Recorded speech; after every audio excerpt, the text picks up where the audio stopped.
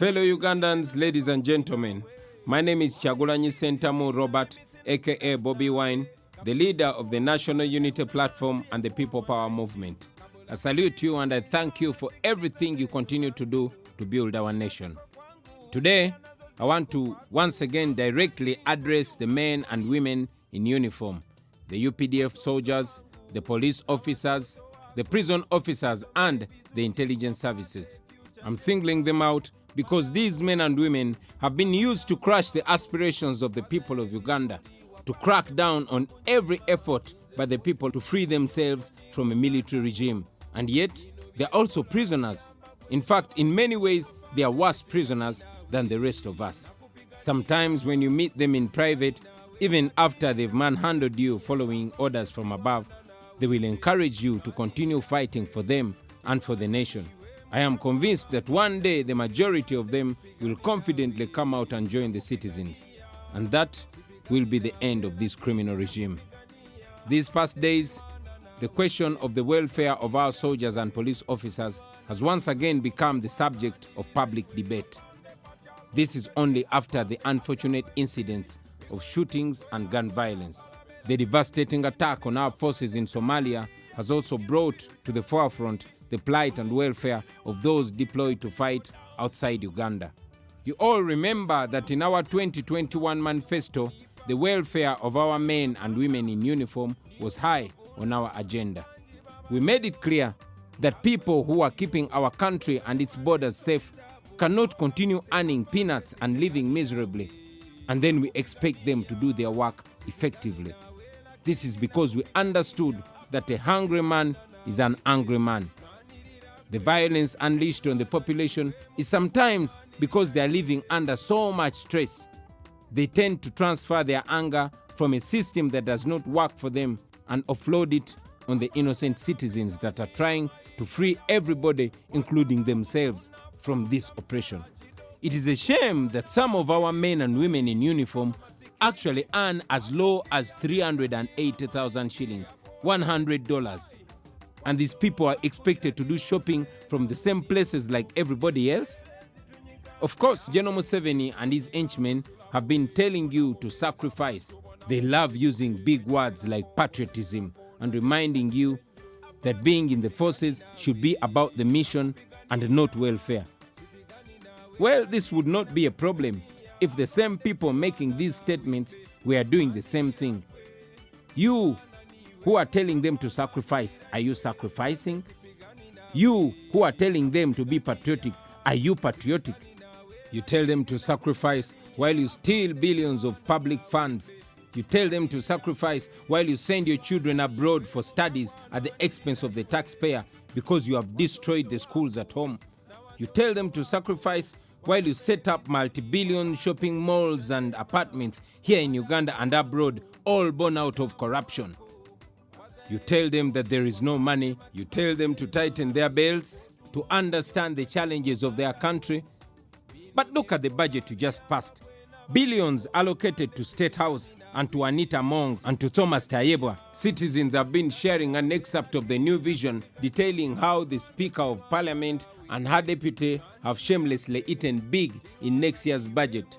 How can you say there's no money when you are spending close to 2 billion shillings on their public relations and over 1 billion shillings on their welfare and entertainment, over 260 million shillings on their beddings and footwear, 9.6 billion shillings on their travels abroad, and over 4 billion shillings just for them to donate? And yet, this is just one example of the extravagance and luxurious living of Museveni's cronies. And then you say there's no money. Are we really serious? I have moved around the country and seen the miserable housing at most police stations, including those in Kampala. Ironically, the regime will always have enough money to buy brand new guns and new tear gas trucks to intimidate the population, but will claim there is no money to improve the welfare of the people handling those guns. What a shame. At a time when you claim that there is no money to build hospitals and schools and to provide better housing for the police and military officers, there is money enough to buy new Mercedes-Benzes for regime officials and to ensure that each one of them is followed around by 2 or 3 vehicles. So stop telling them to sacrifice while you live in luxury on taxpayers' money. Our country is now condemned to pay billions in reparations to Congo by the International Court of Justice because a small clique of senior officers connected to Museveni went in and stole gold and timber and other mineral resources using you, the soldiers. As they were enriching and turning themselves into billionaires overnight, they were busy telling the junior soldiers to fight on and sacrifice. How shameless. We talk about improving the welfare of our forces, not just for politics. We talk about it because we know it is possible. We have enough resources to ensure that they are paid better and live in dignity if we have our priorities right. We have questions about the classified expenditure, almost 3 trillion every year. What does that money do apart from siphoning it and using it for patronage? Imagine if that money was invested in setting up modern hospitals and schools and housing facilities, soldiers and police officers and their families. In just one financial year, you would see a fundamental improvement in the lives of these our people.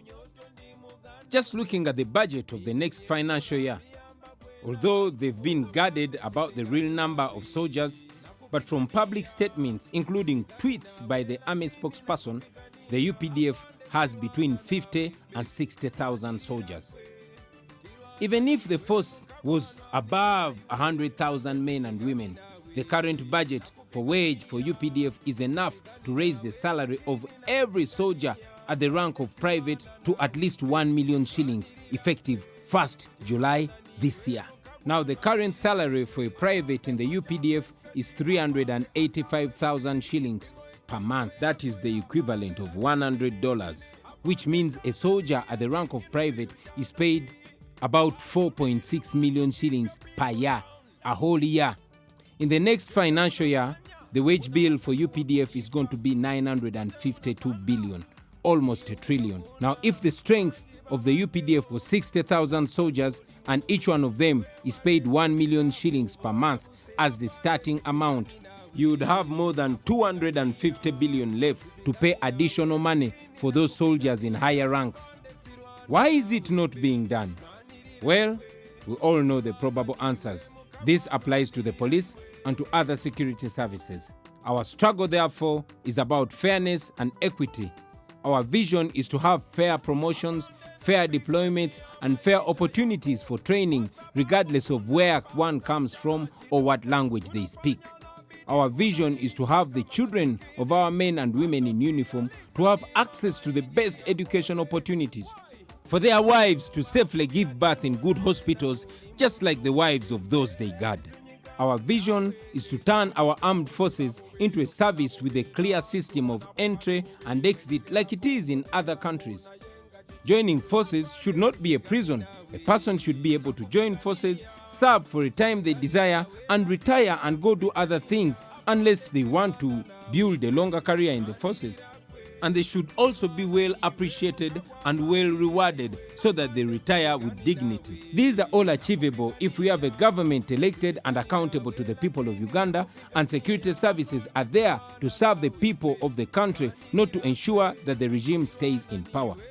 Therefore, I appeal to you all, brothers and sisters, to reflect about these things, to think about them, and to work towards the economic, social, and political freedom of every citizen, and not just a few. Remember, we are not fighting you, we are fighting for you. Situpigane na nyinyi, tunawapigania nyinyi. Bino byenkola biyamba bwe n'abantu bo. Afande sipigani nawe, nakupigania. Sipigani nawe lakini nakupigania. Afande sirwana na